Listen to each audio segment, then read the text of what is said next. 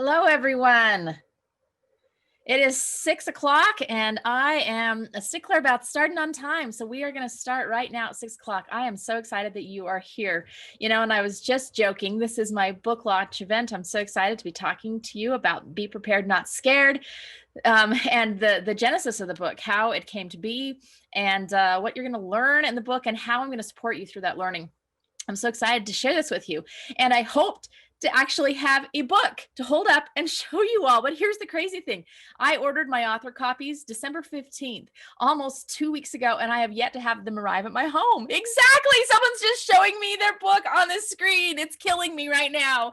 My good friend in New York was holding up the book on his screen. I don't even have one. So thank you for sharing it. Thank you for holding it up on your screen. I hope it looks great. I haven't even seen it yet, other than I've written every word of it other than that. But thank you for showing that to me.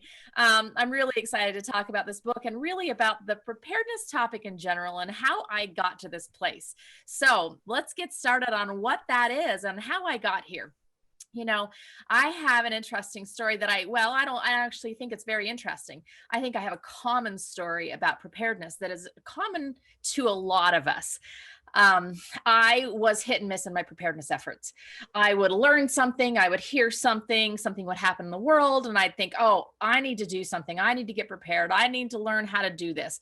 And so I did some food storage. My mother-in-law was fabulous. That was the thing that she gave us the second year in our marriage. We got food storage. I still have that food storage. It's quite old now, but we still have that. We've moved it many, many times over the years. And that was really the starting point for food storage for us. I've always canned. I've always done things like that through the years just because I grew up doing that. So that was just something I had as a part of my life. But really, preparedness wasn't. My parents, they had food, but we didn't talk about anything other than that. My husband and I, we just kind of stayed in that same mode. I remember there was a big push for 72-hour kits at one point. And so I had some pieced together versions, put them back in a back corner, didn't think about it again for some time, thought about it again, a few years later, pulled them out and had a good laugh because my daughter, who was 10 at the time, her 72-hour kit had diapers in it still. So it was obvious that I wasn't really staying on top of my preparedness efforts. Well, I think that I'm not very alone in that. There's a lot of people who were in that same mode that I was. Well, I distinctly remember the day that it changed for me. I was driving to Arizona. I have family members that live in Arizona, and we were driving there for Christmas. And I'm a big book reader. I love to read books. And I was recommended a book that talked about some of the things that may happen during the times that we're living in right now. And as I was reading this book, I just had this overwhelming feeling that I wasn't prepared for if any of this happened. And I turned to my husband who was driving, and I just said, listen, if any of this is true at all, if any of this is going to go down while we're still alive, we are in trouble because we have not prepared for any of it. So what I did is the rest of the trip, I spent the entire time researching preparedness. And what I found is that there's so much information out there. And honestly, sometimes so much information is actually to the detriment of those who are trying to make changes because it's overwhelming. There's so much we can do. There's so much information to learn. There's so many different opinions. There's just so much that it's hard to know where to start. And so I'm a very organized, systematic person. I like to do a lot of things. I have a lot of ideas, but I like to follow a plan because for me, following a plan makes it so that I can do more. Something I figured out through my life. So I, on that trip, figured out 12 steps or 12 months worth of activities that I would focus on. And I know myself. My mom years ago taught me something. She said that I should plan my worries. She had learned this and she taught it to me. What that in essence means is that if I worry about everything all at once, first of all, it's not doing me any good because I'm not going to be able, my worry isn't achieving anything. But it also clouds my mind so much that I can't focus on anything and actually make any progress. So she taught me to plan my worries. What that means is I decide what I'm going to, and it doesn't have to be worry, but I decide what I'm going to think about, what I'm going to focus on, what I'm going to worry about during this time. So for example, this presentation that I'm doing today, I've had a lot going on the last couple of weeks, as I know a lot of you have as well. Well, I knew I couldn't worry about this presentation until this morning. So I didn't. I didn't give it a second thought. I mean, I thought about what I might talk about, but I worked on it this morning because I knew I needed to have it done this morning for tonight. Well, I designed my preparedness efforts in that same way. I said, okay, I want to take a year to do this. It's going to take me a year because there's a lot that we have to do. So, what are 12 general topics that I can work on in a focused manner? So, I'm going to take one thing a month and I'm not going to worry about everything else. I'm not going to research about it. I'm not going to study about it. I'm not going to talk about it. I'm not going to do anything about it. I'm only going to do something about this one topic. And so as I looked through all of the different advice pieces and, books and things on preparedness, I came up with 12 topics. Now, 12 topics because they're 12 months. This wasn't anything fancy that I designed, or I wasn't planning this to teach to you. I was planning this just for my own life. So I took those 12 topics. The first topic I figured out was water storage. And the reason I decided that is because as I kept studying all the preparedness things, I realized 72-hour evacuation emergencies. Well, the majority of emergencies, I'm probably staying in my home. So 72-hour kit wouldn't help for that. You can live 3 weeks without food. Now, maybe not a pleasant 3 weeks, but you can still stay alive. You can only live 3 days without water. So these are the things that I processed and thought through as I was deciding which topics I was going to work on and the order that I was going to work on them in. I thought first priorities first, and then we'll work on down the line. So that's what I designed on this trip to Arizona in the passenger seat of the car on my way home. What I decided to do was focus January. Thankfully, it was Christmas time, so it was the exact same time of year as right now. And so January, I was going to work on water storage. So I started immersing myself in everything related to water, everything related to storing water, filtering water, purifying water. And when I learn, I take a deep dive. So this program was perfect for me because I could really immerse myself in the topic I was studying at the time. So I started studying topic after topic after topic. And what I found is as I got further into the topics and further into the months, I think the topics got a little easier because the harder things were first. But I also started gaining momentum and I started getting in the groove a little bit of preparedness, and I started learning the sites and learning the books and learning the places to get supplies if I needed. And so I started picking up speed and I started doing 2 topics at once. So I finished all 12 topics by the end of September. I sped up a little bit through those summer months. Well, interestingly enough, at the end of September, I was asked to help about 250 families in my neighborhood through my church group, about 250 families in my neighborhood, how to prepare. I didn't really know what I was doing. Remember, I just started in January. So I thought, okay, if I can do this in the 12-step method, then I can teach this in the 12-step method. So I started teaching, and we, took a few months to kind of get the ball rolling. And then we started with topic number 1, water storage, topic number 2, just like I'm going to show you, and just like it has in the book. And we went through that for about a year and a half. And it was amazing how people said, this is something I can do. I can take a topic at a time and I can do this. Well, when we got done with a year's worth of topics, I was then asked to do the same thing for about 800 families in, again, my church area here, my neighborhood area where I am. And again, I just did it one step at a time, one topic at a time.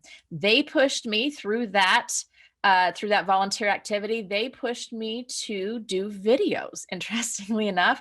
And it just so happened that I had a patient in my dental practice that needed some dental work. She was a great videographer. We traded for some work, and I got these 12-step videos done for my church group through some work I did at my dental office. It's always interesting how you're provided with these things. So those videos all of a sudden took off. Who knew? I just thought it'd be people living around me that would watch them. All of a sudden I have, hundreds of thousands of people watching these videos. Obviously it was much more than people around me. So I thought this must resonate with people. Simplify, give people a starting point, and give people one thing to focus on. So that's really where this whole program started from. It was not because I am a lifelong prepper. It is not because I've been doing this forever. It was simply because I took an organized approach to it. Now, do I feel like I've learned a lot along the way? Absolutely. I've learned it from mentors. I've learned it from books. And like I said, when I dive deep and I really learn. But I really learned as I went along this preparedness road. So why did this book come about? I mean, it seems a little logical from that story, but there's a little bit behind the scenes that went into this book as well. This year was interesting. So obviously everybody's been living through this year at the same time and together. March hit. March 15th, I closed my dental office, closed the doors, and we only saw life-threatening emergencies for about a month and a half. Never thought anything like that would happen. And I remember the day before we made the decision to close, I was at work, I was seeing patients, but I could not get anything done because I was just spending all of my time sitting on the computer, reading what was happening, reading what mandates were coming down from the government, reading what people were recommending, reading, statistics. I mean, just everything we were all doing. I was so paralyzed. I couldn't even think straight. I couldn't make a decision. I couldn't do anything. And I realized I was living through something that I learned about in these preparedness efforts, which is called the normalcy bias. Probably most of you have heard that phrase as well. But what it really is it boils down to we are used to things that are normal. And haven't you heard so many times during this COVID pandemic, when is it going to return to normal? Because everybody just wants to go back to normal. But what's interesting that I've been noticing is our normal's changing rapidly. Haven't you noticed that? I'll watch a TV show or a movie now and somebody will come up to someone that's just walked in the door and they'll give them a big hug and I'll kind of go, oh, they just hugged, So already my normal in my mind is changing. I don't like that, but it's already changing. But we are used to what we're used to. And so our body and our mind tells us there's no way you're ever going to have to shut down your dental practice. You've never done that before. There's nothing that would cause it to have to happen. That wasn't true, was it? It did happen. And that is called the normalcy bias. And it often paralyzes us and makes us unable to really take the steps that we need to take during an emergency. That's one of the biggest dangers in an emergency is that if we have not prepared our mind for things, then we actually physically can't do much either. Well, I was stuck in the normalcy bias. I mean, here we are in a global pandemic. This should be the time when I am teaching emergency preparedness more than anything else. And I didn't do anything. I was glued to my phone, to my computer, just like the rest of you. And really, I thought, people are so overwhelmed with this. They don't want to hear about preparedness. We're living through it. We should have bought toilet paper months ago. It's all gone now. And so I was really stuck. And then I started thinking, okay, I need to make sure that I really have my stuff together too. So I thought, well, I'm going to go back through my 12 steps. So I started going back through my 12 steps. I started checking off things.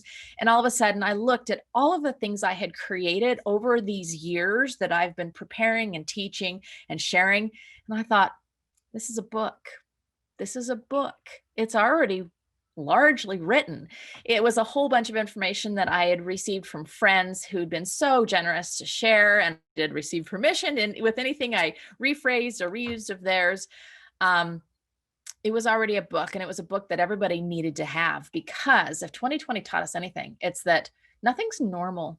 The way we're living now is not normal, because tomorrow it's going to be different. I was just reading today about some variants that they were finding in this COVID vaccine or this COVID virus. What does that mean for next week, next month? We don't know. So nothing's normal anymore. We can't rely on that. We need to be prepared for whatever might come. And if people are overwhelmed and confused, if they're basing everything on that normal, they can't move forward. It's just the way it is. It's scientifically proven. So I wanted to make this more organized, more accessible, simpler, so people can do it. I used all the information I'd gathered, that I'd created over the years, and I put it into this book. And it took a lot of time, took a lot of effort, but I'm so glad it's here and it's done, and it's in some of your hands, even though it's not in mine. Today, because you're here, because you're listening, because you're attending today, I'm going to send you a free gift. We prepared what's called a preparedness journal, or preparedness journey journal. This is meant to be a journey. If you just take this book at face value and say, I'm going to do all these things next month, it's not going to happen. I'll just tell you that straight up, unless you have been doing this for years. That is not going to happen. You need to take it a step at a time. Now, do I care about the order you do it in? Somewhat, yes, because there's a rhyme, there's a reason to my madness there a bit, but I also want you to do what you feel is best for yourself and your family. That's how I want you to approach this. I want you to take it step by step.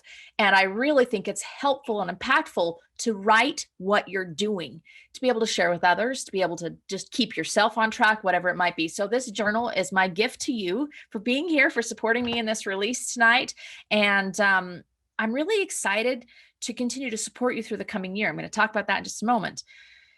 If you give this book a review, I'm going to give you another gift. This is basically a shameless plug for a review. And it's just because I want people to buy the book. I want people to get prepared. It was funny. I was talking to my daughter-in-law the other day, and I was complaining that the book wasn't in my hand yet. And I said, I don't want to go on Amazon and pay full price for it. And she said, well, don't you get the money? I said, no, that's not how Amazon works. I get a little piece of the money and Amazon takes the majority of the money. Well, Amazon takes the majority because they have to print it, they have to ship it, and then they have to sell it.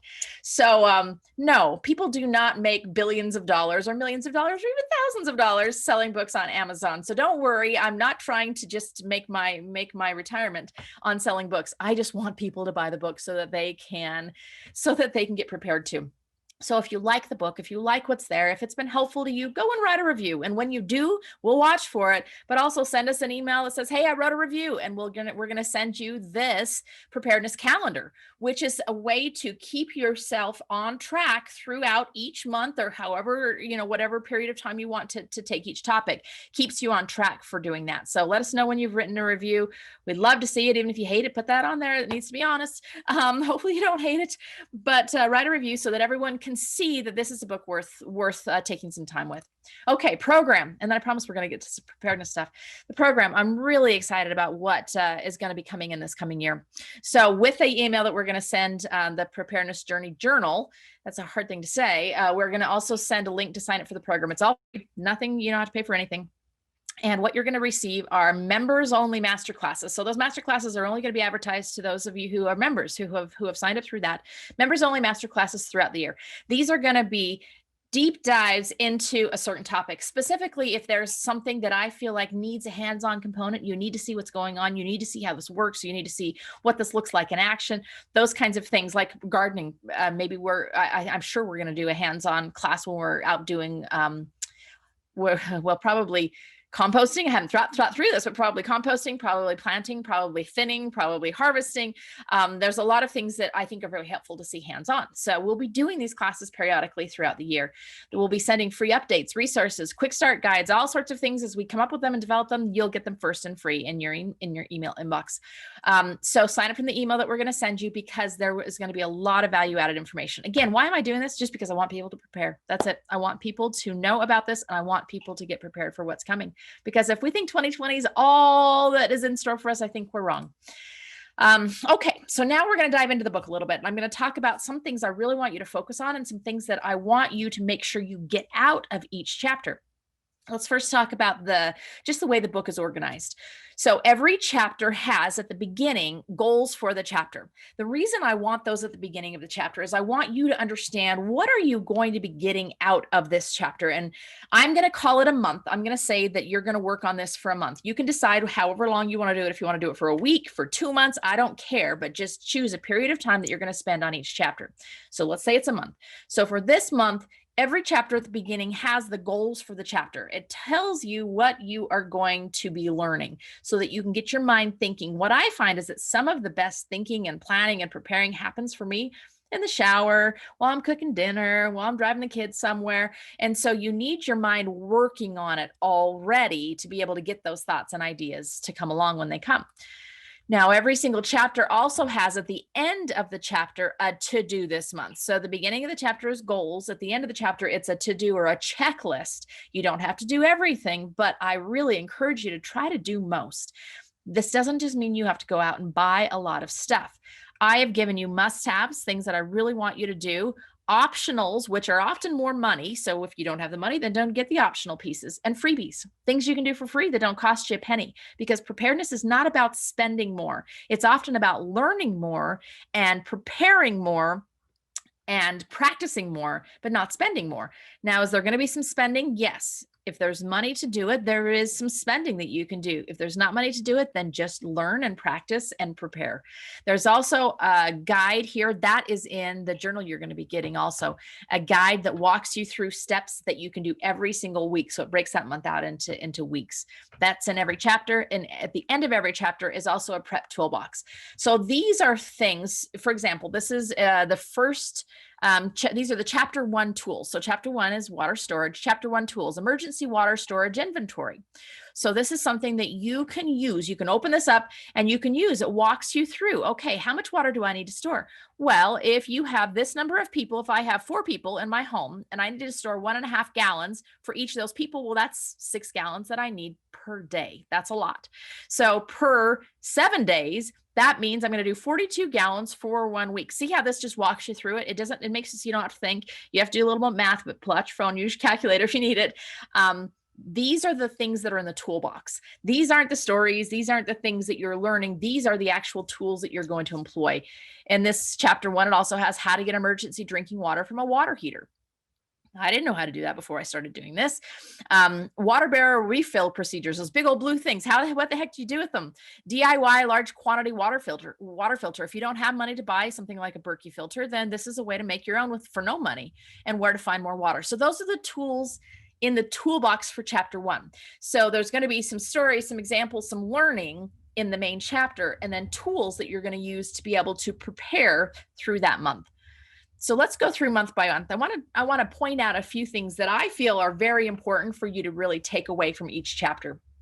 Chapter 1, water storage.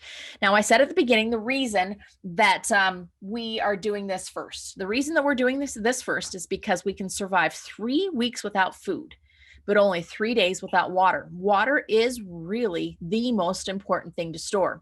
Not only that, but we usually have some food, at least a little food in our homes. But do you have water stored in your home? I didn't put a picture of it. I should have put a picture of it. The very first thing I encourage people to do is to go to your grocery store, wherever it might be, get a case of water bottles and put one of them under every person's bed. Now, that case of water bottles is going to get the person that's sleeping in that bed through a couple of days of water. You can ask all the questions about, oh, doesn't the plastic leach into the water? Aren't there other issues? Yes and yes, all of those things are true. However, if you had no water, I can guarantee you're going to be thrilled with those plastic water bottles underneath your bed. That's something that I had to talk myself into a little bit, is that sometimes the food that I've stored is not the food that I want to eat every day. It might not be the same quality. It might not even be the same health value as things that I want every day, but it's better than no food. The water that I store may not be the best tasting water I've ever drunk, but you know what? It's better than no water. So you have to talk yourself a little bit into saying preparedness is different than everyday life, and that's okay. A lot of times people have asked me, I have a gluten issue, but I've stored all this wheat. What in the world am I going to do with it? Well, I actually have ideas for you in the book in regards to that, but you're going to be able to do something for it, and it's better than nothing. And it may be that you get to trade that for some other food. So something is better than nothing. Couple of the things in the water storage area. So the water, if you haven't done it, I want you to go out tomorrow. Tomorrow may be terrible. I'm sorry. It's New Year's Eve. In the next couple of days, I want you to buy a case of water bottles per person in your home, slide them under the bed. It's the easiest storage ever. And it's going to give you that, I did something feeling immediately. Okay. So that's what I want you to do. A couple of other things I want you to think about. So as far as filtering water, I'm not going to go into details because it's in the book, but there's 2 things that we have to do with water. We have to filter it, which means taking out the chunks, and we have to purify it, which means killing the bugs. So a Berkey water filter is the one that we use actually daily. We like to take out, there's not a lot of chunks in the water, but there's other things in the water that come through our water supply. So we use this on a daily basis. That's going to cost some money. Do you have to buy a Berkey? No, there's a lot of other options in the book as far as filtration and purification, both. One of the ones that I love is something called Pool Shock, and I give you a source for that in the book as well.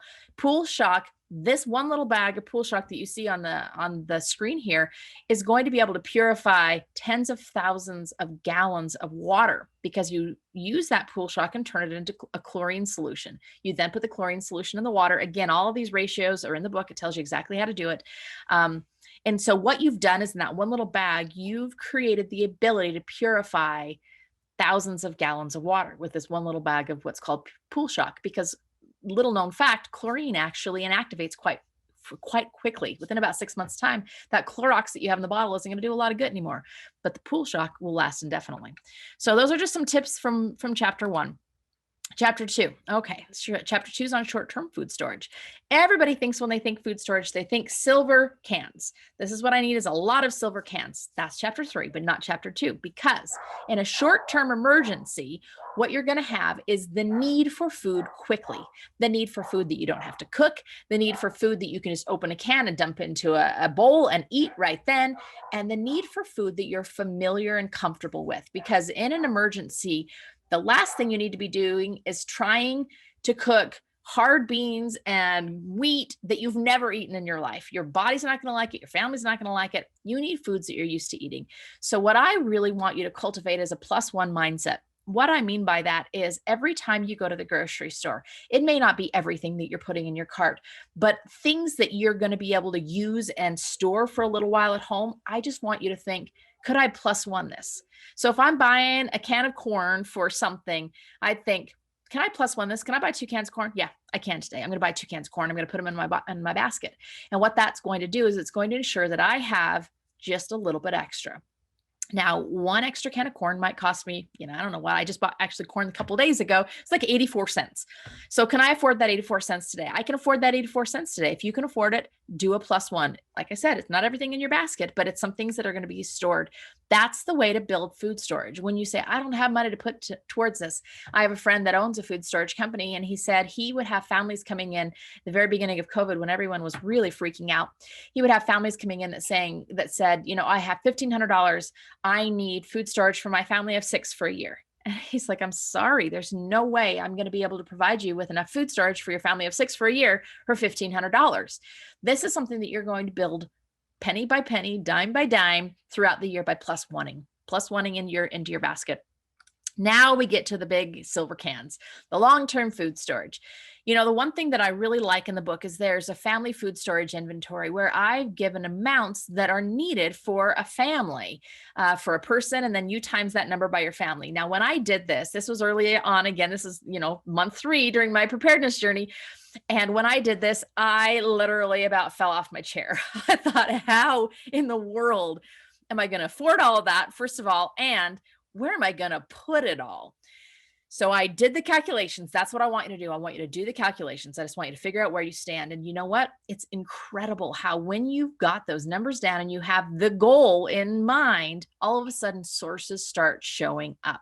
There's all kinds of sources, even places like KSL, online classifieds, Facebook Marketplace. You'll be amazed at what you'll find on there. Just check on there, peruse on there occasionally. You will find buckets of wheat that people are saying, my great grandma just passed away. We found 15 buckets of wheat in her basement. We're giving them away.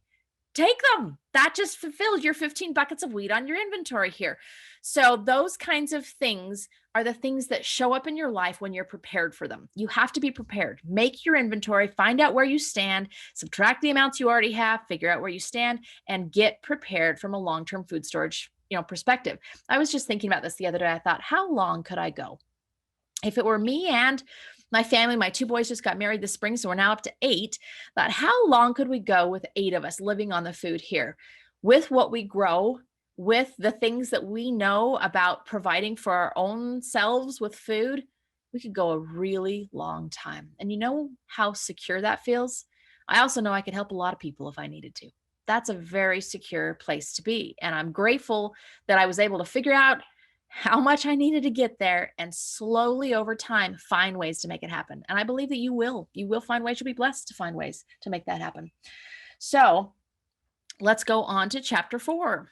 Chapter 4 is gardening and emergency. I just love gardening. I just absolutely love gardening, and I can't wait for spring to come. It's not quite January yet, but spring is going to come soon. And I already have things growing out in my winter garden. I'm going to be planting in my greenhouse in February. I can't wait. Couple of things I want to tell you about gardening. First of all, buy seeds now. The seeds all ran out last year. Everybody got so interested in gardening with COVID that you couldn't buy seeds. I tried to find some supplemental seeds in the fall, and everything was sold out. Everything was sold out. I couldn't find garlic that I wanted planted. I mean, everything was sold out everywhere. So I just bought my seeds this week. Actually, I went on and bought my seeds at my favorite catalog, which is called Baker Creek Seed Company. I absolutely love Baker Creek seeds. I went on and I bought all my seeds. And I would say the catalog probably was about half the size it usually is. Meaning, well, because I took my catalog, Baker Creek's catalog is thick. It's like an inch thick. It's so awesome. Anyway, I took my catalog and I opened it up and I had everything that I ordered last year. And I like to look at that because I like to think, oh, I loved that cauliflower that I got last year. Or, oh, that squash didn't do so good. So I compare. So I picked out a whole bunch of things that I wanted to buy the exact same thing as I bought last year. Went on to order them. They weren't even available at all in the company at all. They were completely gone from one year to the next. So what COVID taught us is things like this will disappear quickly.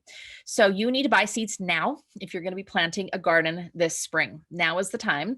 I also want you to save every seed that you don't plant. So keep it in a cool place. What I do is I keep my seeds when they come. It's like Christmas. My kids always laugh. I pour out my bag of seeds on the counter and I organize them all into planting times. And then they go into the fridge for the year. And the bag in the fridge is the seeds that we plant from all year long, because we plant from January all the way through October or November. So I'm always planting from that. But anything that doesn't get planted this year, the year that I'm planting right now, is going to go back in that bag, sealed up as well as I can, and it's going to go down in my cold storage.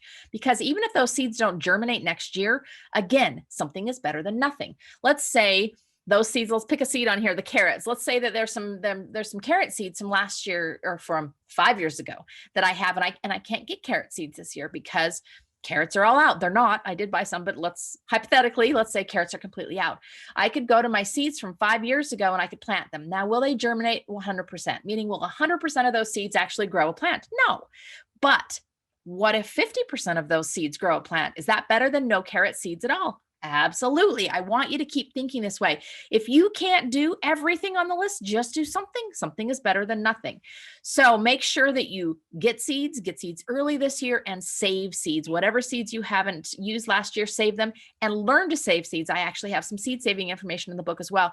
I've started really kicking that in last year, and it was crazy how many seeds you can save when you just are intentional about it. A lot of it is just knowing, okay, let that bean dry all the way on the vine. And once it's dry, then take that and harvest the seed inside. Just some things like that that are intentional. You can really have a perpetual harvest, meaning that your seeds from your garden, plant the garden next year if you learn how to do it. These are things to learn. It doesn't cost you anything to learn how to save seed, but it costs you some time and some thinking. It's all in the book. I really am going to help you through this as we're doing gardening. The other thing that I point out about gardening is that a lot of the long-term food storage staple foods that we're going to store are dried beans, dried grains, those kinds of things. And if all we're doing is eating those all day long, our guts are going to be unhappy about that. We need some fresh food with some enzymes. The fresh food has digestive enzymes. What those foods do is they bring their own digesters along with them. As soon as we cook a food, the enzymes are inactivated. So if all we eat is cooked food, our body has to use the leftover enzymes there to be able to digest the food. Well, they run out eventually. So we have to add fresh foods, fresh live foods to be able to replenish those enzymes. One great way to do it, it's so cool, is those grains and beans and things that you have in long-term storage, you sprout them. They become living, live foods full of enzymes, and the nutrition in that grain or bean just spikes exponentially. So you've now turned your food storage into some mega food source. So that is what you're going to do on literally day 2 of an emergency. You're going to have an emergency. Day 2, you're going to pull out some seed. You're going to start soaking them and start sprouting them, because your body needs the nutrients to be able to weather what's coming next. Those are 2 big pieces in the gardening chapter that I really want you to focus on. Okay, chapter 5 is kits to prepare. Again, as I went through this, I thought, okay, we're going to start with 72-hour kits. I thought that for sure was going to be chapter number 1, because you hear so much about 72-hour kits. It's not, it's chapter 5, but it's not chapter 1. And it's not even the first thing in chapter 5. Really, if you think about it, more often than not, you're going to have to get yourself home from wherever you are during an emergency. We were just thinking this yesterday. We were in downtown Salt Lake and we drove by Temple Square and we saw all of the work they were doing on the temple with the seismic upgrades. And I joked with my husband. I said, I heard that all the upgrades happened by November of this year. So I think it's good to go. So we're good for an earthquake anytime. And he just went, oh my goodness, please, no earthquakes. I don't think the rest of us are ready for an earthquake, even if, that Salt Lake Temple is ready for an earthquake. And I thought, no, but here we are in downtown Salt Lake. could we get ourselves home? My 2 teenage kids were at home. Could we get ourselves home if an earthquake were to happen right then? So there's a couple of kits that I want you to focus on, and I want you to do very first, even if it's before you do 72-hour kit. The first one I want you to do is an everyday carry kit. Really, these are items that you could use to get yourself home. Some small bills, things for a little bit of a first aid, starting a fire, keeping yourself warm, keeping yourself safe. These are things that you can carry on you no matter where you are. I also want you to do a car kit or a get home kit in your car, which has a few more things that you could survive for a few days in your car if you needed. Those are the kind of kits I want you to focus on first. Now, do I want you to do a 72-hour kit? For sure. But oftentimes that's really daunting. Again, I've taken books and articles and blog posts and everything, and I've condensed them into what I think is a very logical for a 72-hour kit. Now, you may disagree with me, but hopefully at least it's a starting point and it's something that you can do that's not too overwhelming. So that's what the kits are all about. Next chapter, chapter 6, is about shelter and home preparation. You might think, what in the world is this talking about? Well, let's go on that earthquake again. If an earthquake were to happen, actually, I have a funny story about this. So I converted my pantry to try to get rid of, I got pantry moths. Those things are, I think they're pretty much here from the Jurassic era because they are amazing. They can chew through anything. So anything that I had in a plastic bag, the pantry moths got inside of, laid eggs inside of, and were perpetuating more pantry moths. It was impossible to get those stupid things cleaned out.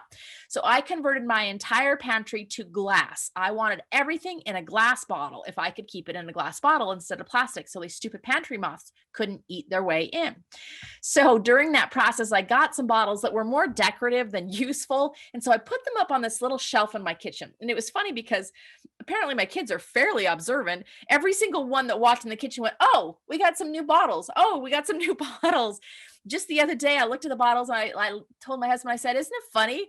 Now nobody notices those bottles are up there." And he goes, "Well, we're going to notice if an earthquake happens because they're going to break all over the floor of the kitchen and we're not going to be able to walk in here." And I went, "You know what? You're right. That's a really stupid place for those bottles. I'm moving them."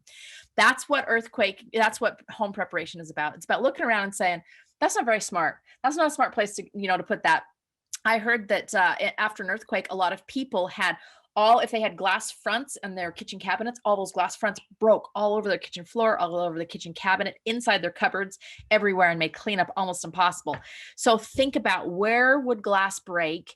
What do you have that is glass? What would fall? That's how you prepare your home. Another big one that I want you to do is I want you to learn how to shut off your utilities, because when and if there's some sort of an emergency that shakes the earth, everything's going to get disrupted. Everything that goes through the earth. So that means water pipes, that means electrical lines, that means cable lines, anything goes below the earth is going to get disrupted.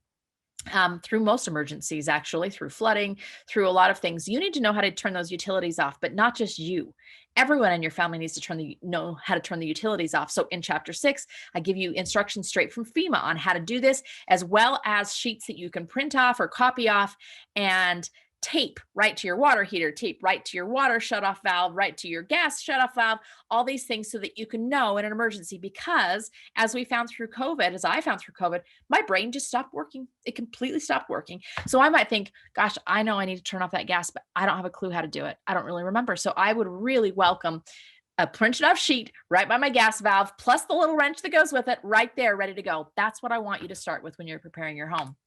Chapter 7 is about light, heat, and fuel. It's interesting. So we're in the room I'm in right now. I have a heater. I actually had to turn it off because I was getting so excited talking to you. I was getting hot. But I have a heater at my feet and I have a heater over here, and they're keeping me warm because the room I'm in is above our garage and it's actually frigid in the wintertime. So I am very much liking heat. We all would like heat. If something were to knock our power out right now, what would you do? Well, I walk through a lot of instruction about how to seal off your home. We don't think about that. Someone asked me the other day, they said, "How do your chickens do in the middle of the winter?" I said, "They are happy as a clam. They actually like it better than the summer because they all crowd into that coop all close together. And with body heat, that thing is just a toasty heater at night." Well, that's what we need to turn our homes into, is a toasty heater. We need to consolidate down to one room. We need to seal off all of the things that might be adding cool air or hot air, or vice versa. There's other things that we can do during hot times. So I teach you about that. How do you keep your home and your body the correct temperature during heating, cooling issues? How do you provide light?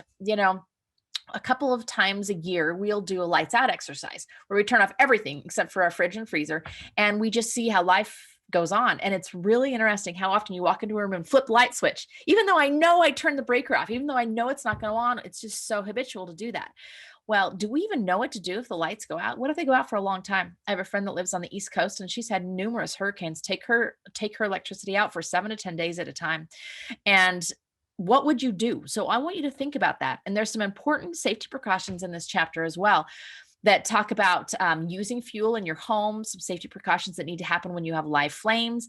I also talk about how much fuel you should and can store. There's some legal ramifications on how much fuel it can be stored. So that's what chapter 7 is all about. I really want you to think about that. It's easy to do in the middle of the winter right now because it's cold, and we would want heat and light if something were to happen. First aid in an emergency. All right. So you may have heard about first aid. You may have learned some first aid things. You may have a fabulous first aid kit. But you know what? First aid is really for the emergency. It's for the cut, the broken arm, the thing that needs stitches.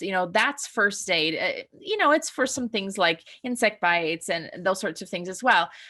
But there's more long-term care, both on the prevention side and the treatment side, that you should know about. So I've provided you instructions to create an herbal first aid kit, the things that you can store and have on hand to be able to treat yourself with what I call nature's medicine kit or nature's first aid kit that you can use on an ongoing basis. And this information you can use in an emergency, but you can use all year long as well. Just yesterday, I was finding some information for someone about bleeding, about some different things that they could do for bleeding. What could they use to stop that? And just some really good information that you can use throughout, normal times as well as emergency times. I've also included information about essential oils. Now, I know essential oils is kind of like talking about religion or politics in our area. Really, as I've learned about essential oils, all it is simply the liquid part of the plant. It's the oily part of the plant. And in that oil have oil soluble molecules. So in the watery part of the plant, there's water soluble molecules that will do certain things. In the oily part of the plant, there are oily soluble, that's hard to say, oil soluble, I think that's the right word, molecules. Sorry. Molecules that dissolve in oil. Thank you. That do different things as well. So there's reasons to have both. You can't do everything with either because there's constituents that are in the water and there's constituents in the oil, and that's all there as medicine. So I've included that in this chapter as well. So it goes beyond just first aid into some things you can do on prevention basis as well. Okay, sanitation and emergency, chapter 9. This is one that nobody wants to talk about or think about, but we certainly will not want to smell it or deal with it if the time comes. So you do need to be prepared. I mean, there's things I learned along the way, like if you have an emergency and we need to shut off the toilet, I teach you how to do it in the book, but you need to keep solid waste and liquid waste separate. The reason is, first of all, the solid waste you're going to have to dispose of differently than the liquid waste, but also they are resources that can be used in different ways. You just don't think about it as resources because we flush it down the toilet right now. But again, something is better than nothing. So that liquid waste is going to be a fertilizer for your yard. And we dilute it. We do to certain things. There's some instructions in there about it. But you just need to be aware of that so that you know, hey, I can do this. I can do this. I can handle this, and I can take care of this. There is more disease spread through hygiene than any other medical condition or issue during emergencies. And, life expectancy has improved over the last 100 years significantly. A lot of it has been attributed to antibiotic usage, but the largest factor in that increase in life expectancy is actually sanitation and hygiene. There was 50% of babies were dying shortly after birth just because of hygiene issues and the infections and diseases they were getting. So this is a big deal. It's a big deal that nobody wants to talk about. And I don't care if you talk about it, but I want you to learn about it and be prepared for it. Cooking in emergency. This is one of my favorites. And this chapter I called The Beast because it literally was a beast. There's so much information in here, but it's one of my favorites. I cover everything from how to keep your food cool without a refrigerator, how to preserve your food without electricity, how to cook your food without electricity, a whole bunch of different ways to do it, all sorts of things. But I've also included information about how to handle the food that you've stored. So I put this ear of corn here because I want to tell you a really interesting story that I learned. when I was studying this. Every grain, nut, seed, legume, all of those things, they are all seeds. Think about it. They're all seeds. They're the thing that you would plant in the ground and water, and it would then grow a new plant. If the thing that you have is a seed, if it can be planted and grown, then it has what's called an anti-nutrient on the outside of it. It makes it so seeds are possible. As long as that anti-nutrient is on the outside of the seed, the nutrients that are necessary to help that plant grow are locked up inside. That's why we can have 20, 30-year stores of wheat in our basement that aren't growing right now because they're locked. All the nutrients needed to grow that plant are locked inside of that seed. If you eat that seed without handling and taking care of that anti-nutrient on the outside, it actually locks up all the nutrients in the seed for you, and it locks up the nutrients in everything else you've eaten along with that seed. So if you eat a nice loaf of bread made out of seed that hasn't been soaked, sprouted, or fermented to get rid of that anti-nutrient, you are locking up the nutrients in the food that you've eaten along with that loaf of bread and that meal. I know it's crazy to think about, but this is absolutely crucial for us to know because a lot of the foods that we've stored are seeds. They have to be handled correctly. So I teach you how to do it in the book. But the story I wanted to share is about corn. Corn was a Native American crop, and when Europeans came to the Americas, they saw that corn or maize was a staple crop that could be grown quickly, easily, and expensively. That could be harvested and stored for a long time. So they took corn back to Europe and they started growing it in these sharecropper situations. So the sharecroppers would grow them, which were very poor peasants. And what they found is these sharecroppers were getting very ill because they were subsisting. They were subsistence sharecroppers. They were living basically on what they grew, and that was it. And especially the women and children were becoming very ill. So they thought that a bug or a disease had come over in that corn. What they didn't realize is they had left behind some very important information. The Native Americans would treat that corn with lye or wood ash, and they would soak it. And when they would soak it that way, lime or wood ash, they would soak it. And what that soaking did is release the niacin, or it's a very important B vitamin, B12 vitamin. They would release that niacin in the food. So when they were using the corn without soaking it and pre-treating it, they weren't getting any of that niacin, and they all were suffering from something called pellagra, which is a niacin deficiency disease.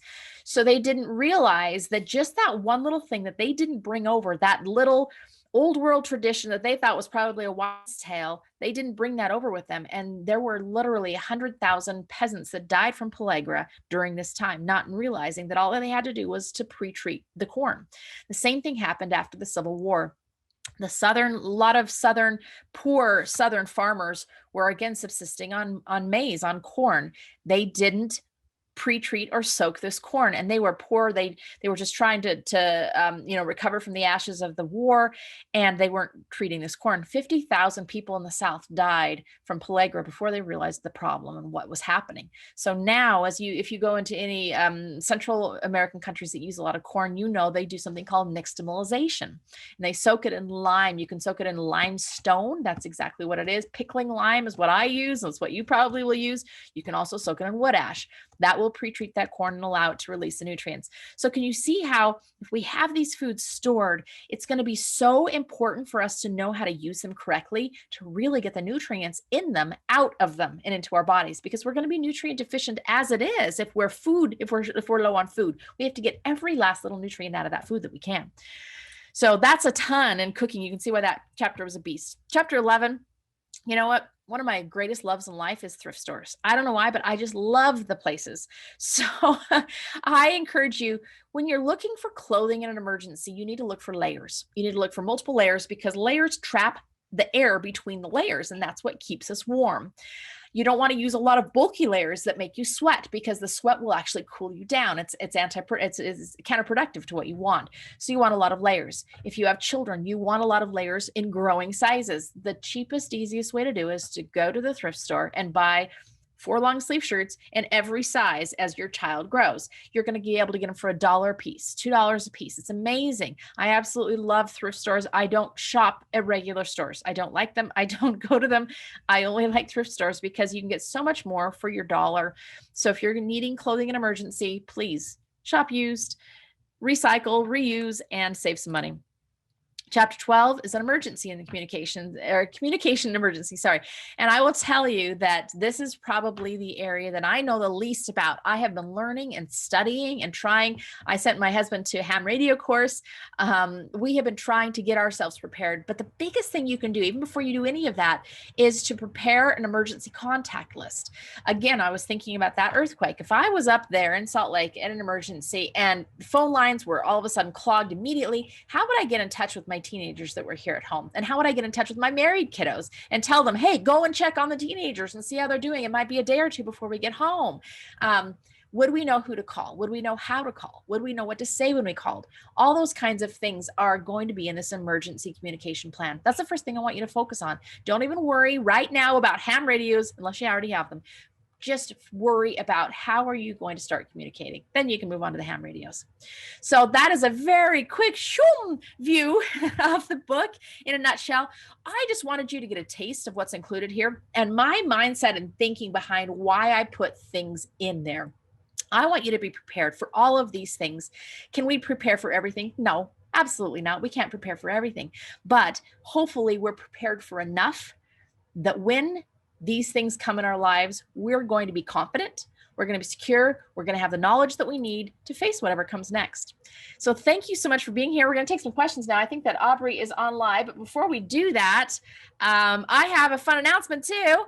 So because I have nothing else to do, I've started writing the sister book of Be Prepared, Not Scared. This is the Be Prepared, Not Scared Take 2. This is 12 steps to self-sufficiency. Learn the skills needed to safeguard your home, care for your family, make a living, and become completely self-sufficient in just 12 months. So right now I'm writing chapter 4, and this is due to be released in March. Hopefully it's on track to do that. So watch for that. It's also going to be announced as part of the emails that you're going to be getting. So Aubrey, I'm going to let you, I see that there's some comments on here. I'm going to let you take some questions if we have them. If we don't have them, that's fine too. But if you will, let's see if we have some questions on here.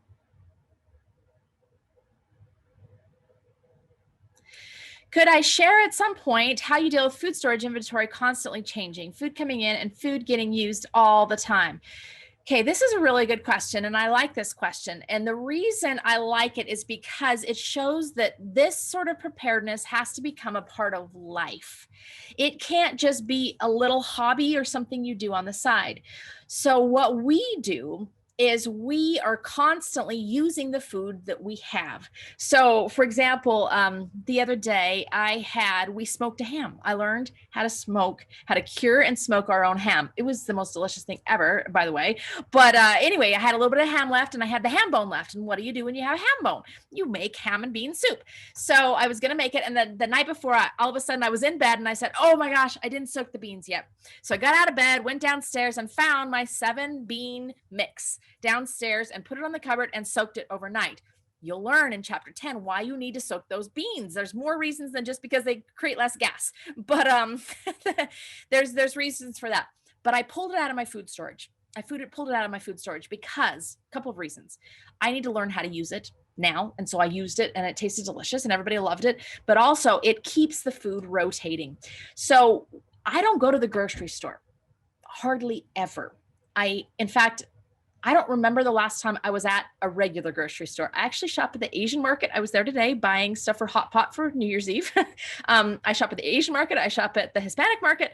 I shop at the Mediterranean market, the Indian market. If you want to know where markets are, I know where they all are in Salt Lake because that's actually what my kids and I do for fun is to go visit crazy markets. But I don't go to the regular grocery store because we eat out of our storage.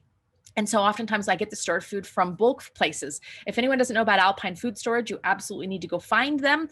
Look up Alpine Food Storage. They're in Alpine, Utah, and they are absolutely amazing. There's all kinds of places that you can find that usually aren't your grocery store that you can find this food for less. So your food is going to be turning over. So Sarah, it's going to be, how do you deal with it is you constantly put in as you're taking out, but you're going to be using it. So you're going to know, you're looking at it, you're seeing it, you're going, wow, okay, I just used the last of that. That means I need to go to Alpine Food Storage or wherever your bulk food supplier is. And I need to get another bucket of that because I just used it up. My kids, I am their grocery store. They don't go to the grocery store. My married kids, they come and they, shop at my house. This is a great way for their budgets. They said it really helps their budget. Yeah. But they just come and bring Ziploc bags and fill up stuff from my things. And then I tell them, please tell me if you use the last of something so I can go buy it again.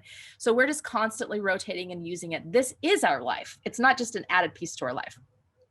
Okay, so yes, purchase one for each of your children. Thank you. I'm loving that. And that's what I'm hearing a lot. I would love for families to do this together. Let's take a month at a time, a topic at a time, and let's just approach this, through the coming year and do it together. Do I recommend a wood burning stove? Absolutely, because a wood burning stove can serve as a couple of different things.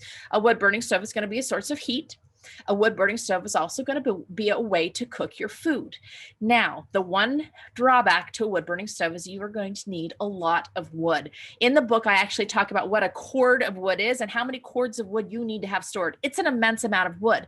Now, you can find wood for free even on online classifieds all the time. I look all the time, and it's often on there. You have to do a little leg work and back work, to get that wood to your home. But there is wood available. But a wood burning stove isn't any good unless you have something to burn in it. So make sure that you're paying attention to the part about fuel and fuel storage, as well as ways to use that wood. I have not heard to use oxygen absorbers when sprouting seeds. And I have also heard you can use, or I have heard to not use oxygen absorbers. Thank you. And I've also heard you can use oxygen absorbers. What are your thoughts? So what I've heard about oxygen absorbers, what he's meaning is if you put your food in your grain seeds, whatever it might be, your wheat, beans, in something, and then put an oxygen absorber, that it's going to kill the seed or make it so that it's not sproutable. So I have not had experience with this. I'm going to tell you what I've heard. I've heard that that's true. I've not had experience with that. Everything that I've tried to sprout has sprouted. However, I'm typically using it from things that are not in long-term vacuum stored with oxygen preservers. I'm using a bag of beans that I get in like a 25-pound bag that I move through fairly quickly. That's the beans I'm storing, or that's the beans I'm sprouting. So I actually have a huge 5-gallon bucket that's full of sprouting seeds. And I'm guessing they didn't use oxygen absorbers. I'm guessing they must have sealed that with the way you can use dry ice to seal it. But what I would say is just have some of both so that you can make sure it's going to sprout. Good. Okay. I have a 24-foot dome tent. Let me know if I may set it up on your land for a glamping experience. Awesome. If it doesn't fit in my backyard, come over, right? I would love to do that. I think that it would be fun to actually find a place where we can do that, and we can all just share experiences and share what we're going to do. I know my husband would be so excited with a bunch of people tramping down all of his grass, which I'm going to get rid of some next year for a medicinal garden, but his grass is kind of his pride and joy. But I think even if you don't even use your tent, even if you just practice, like I said, we do this lights out exercise. It was so fun one year. We were doing this lights out exercise, and we told my teenage boys about it and said, okay, guys, just so you know, if you're going to have friends over, we're not going to have power during this whole day, during this whole night. We're doing the lights out thing. Well, this was so cute. Some of their friends, these girls, heard about it, and their mom had an oil lamp that was a cording lamp, I think it was called. I can't even remember what it was called. And it would only burn for long enough. And then once the light was out, the kids were supposed to come off the porch and come into the house. Anyway, they brought the cording lamp with them and burned it outside around the fire. It was actually really fun. So make it a family experience to try these things. Let's have a cast iron cookout. Exactly. Try these things in your backyard. Pull your griddles out. Pull your alternate cooking methods out. Use them. Don't have this just be something you put away and you have no clue what it is. Use it. It's actually really fun. It's fun. It's fun to involve your family in it. My kids love to do cooking and all these sorts of things. So I love all of that. Do I recommend a generator? Only so much gas can be stored, so I'm wondering if it's worth the investment. Okay, so I just did this for my steak. And what we did is we bought a large dual fuel generator. So there's such a thing as a dual fuel generator, which is gas and propane. And again, you can only store so much. You're exactly correct. And gas, you want to add a fuel stabilizer to, so it will last longer. That's in the book as well. But we bought a dual fuel generator for our immediate generator needs. And then we bought a solar power station. Now, I'm not going to be able to power a refrigerator, a freezer, anything like that long-term on a solar station, but I could be able to recharge my cell phone for communication. I could be able to recharge my laptop for, other things that I need. I could do those kinds of things. So that's what I recommend, is a dual fuel generator for short-term emergency needs. major winter storm comes through in 3 days, knocks out all the power for a week. What do we need? We need to stay warm. So a generator, a dual fuel generator, you're going to have enough gas, enough propane to be able to use that for that length of time. Then the solar generator is there for extra needs so that you don't have to use your regular fuel generator for those. That's what I recommend. I have 10 acres down here, but no grass, just sagebrush, chickens, steer, and maybe sheep by summer. Hey, sounds like Suzanne's inviting us to come down and glamp, which is awesome. So, I am just so excited. Yep, she says perfect.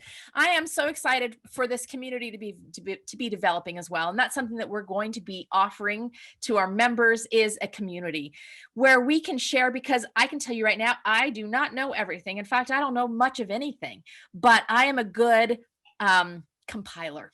I'm a good compiler. I can put stuff together that makes sense. So most likely a lot of you know a lot more than I do. So we're going to create these communities where we can teach each other and help each other and lift each other and support each other through all of these things. One last question here. I found that with protecting my fruit and vegetables from pests, that simple things like diatomaceous earth powder, naphtha mothballs, dishwasher detergent have been my 3 go-tos to keep rabbits, potato beetles, and fruit worms. Do you know some other go-tos? So I love these things. All of these things are very natural. When you're talking about diatomaceous earth, dishwasher detergent from the naphtha soap, I love all of that. These are the kinds of things that I want us to share in this community, is how to help each other, how to lift each other, and how to just encourage each other along this pathway. So watch for all of this information, join the community, let's do this together, and invite your friends, invite your family, invite everyone, because right now, guess what? Prepping is cool. It hasn't always been cool. Usually I'm just the super crazy one in the family. I'm still the super crazy one in the family. But now I'm the crazy one in the family that people are actually asking questions about. Like, oh, so would you recommend this or this and this? I'm like, used to be, you didn't listen to a word I said. And now you want to know what I have to say about things. But let's take advantage of that. If you're preparing, people are looking to you for some answers too. So please share with them, help them, and let's all help each other. We had it around 7 p.m. That was amazing. Thank you all. And I hope that you love the book. Tell us about how, what you think about it on Amazon, and watch for more emails, because there's lots of stuff on its way. So thank you all so much. Thank you for joining me tonight.